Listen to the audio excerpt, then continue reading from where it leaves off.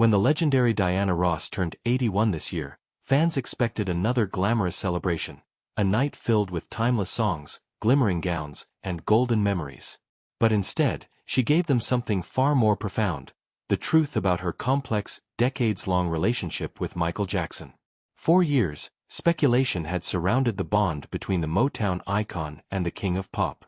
They had shared a connection that went beyond friendship, mentorship, and fame, something so deep that neither had ever truly defined it. But during a recent televised interview marking her birthday, Diana finally decided to break her silence. "Michael was more than a friend," she began softly, her voice carrying that familiar warmth. "He was like a son to me. But also, at times, he was the one teaching me about courage." The beginning of a lifelong bond. Their story began in the early 1970s, when Diana Ross discovered a group of talented young boys known as the Jackson 5. Diana was already a superstar, elegant, magnetic, and untouchable. Michael, barely 11, was a bundle of energy and raw talent. He often said later in life that Diana was the first person who believed I could be more than just a singer. Diana took him under her wing, introducing him to Hollywood society and nurturing his dreams.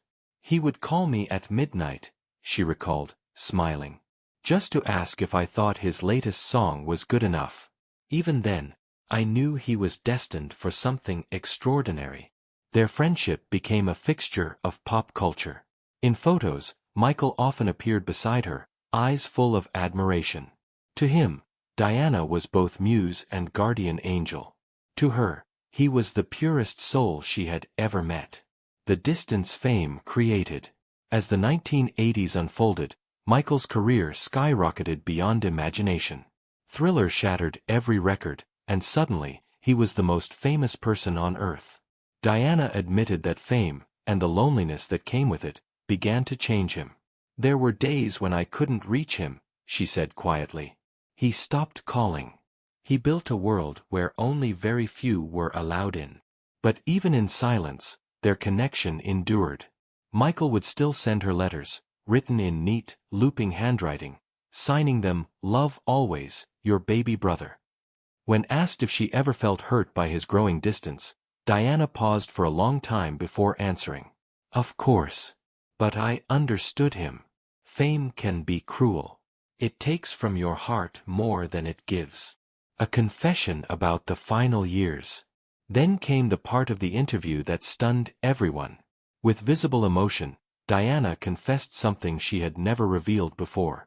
"Michael came to see me 2 months before he died," she said. "He looked tired, not just physically, but spiritually. He told me, 'Diane, I'm afraid I won't make it.' I held his hand and told him he was stronger than he thought. But I could see the sadness behind his eyes." Her voice trembled slightly. "If I had known that was the last time I'd see him, I would have told him I loved him, not as a mentor, not as a friend, but as someone who saw the real Michael. The child, the genius, the man. The legacy they share." Today, Diana Ross admits she still talks to him, in her prayers, in quiet moments before going on stage. "When I sing certain songs, I feel him beside me. The energy, the laughter, the mischief. Michael never really left." She revealed that she has kept one special item from their friendship, a small drawing he made of the two of them standing on a stage under a single spotlight.